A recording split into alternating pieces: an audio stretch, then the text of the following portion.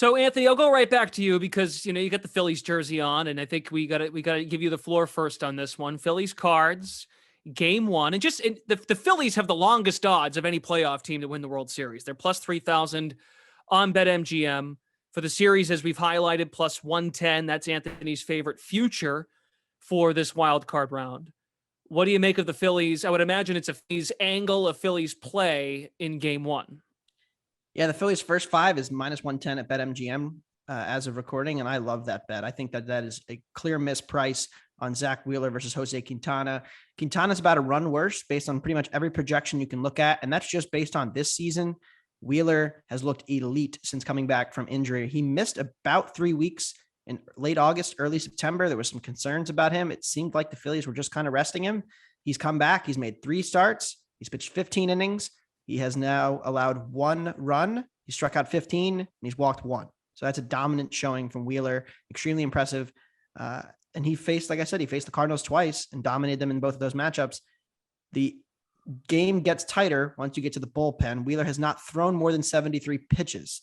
That's the only red flag with Wheeler here, is that how deep can the Phillies really ride him, because they weren't able to get him deep. They wanted to get him deep on Sunday against Washington, but the forecast was the mound was a mess and it was raining the whole day. So they pulled him after 5. So he has not gone 6-7 innings yet.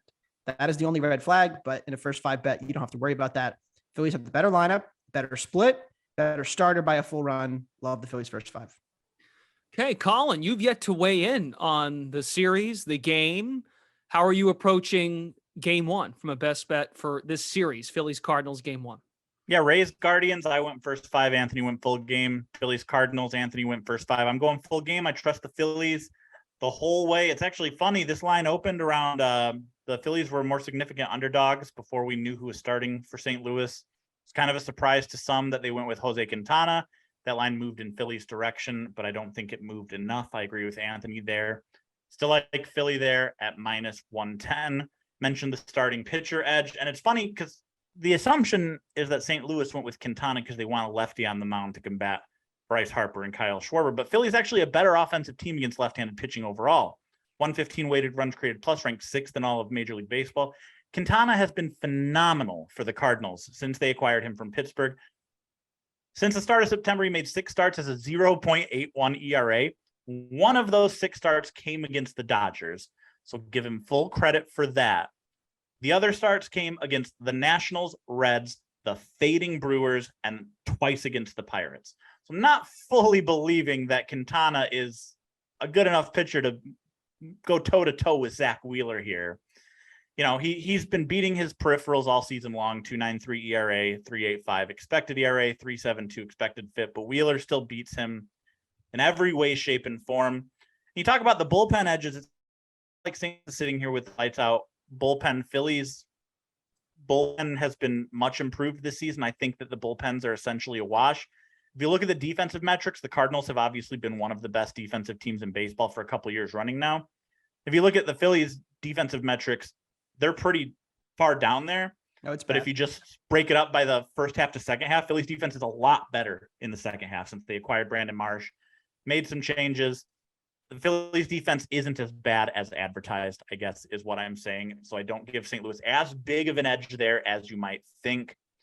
So yeah, Phillies, Wheeler against Quintana. I can't believe you're getting, if you had said in a vacuum, you get Zach Wheeler against Jose Quintana and the Phillies are minus 110, you jump all over that. I think you don't overthink this. You go with Philly in Game 1. Yeah, the Phillies pitched. Wheeler pitched a similar situation. It was a Friday night game, first of the series in St. Louis against Wainwright when Wainwright was still pitching well before he fell off, and they were minus 110 in that game. So unless you think that was, Quintana if I remember correctly, that might have been July 4th weekend, something like that. It was the week after July 4th. Week after. Philly came, or St. Louis came to Philly, and then Philly went to St. Louis the following weekend. And Wheeler started the Sunday night game on Sunday Night Baseball, 7 shutout, and then gave up 1 run.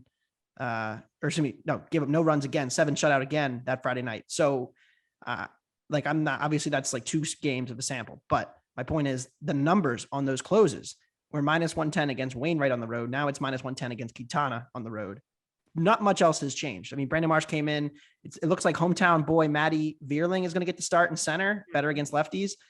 He's from St. Louis, so a little bit of a hometown story for him, but I'm excited. Phillies baseball is back in the playoffs for the first time in 11 years.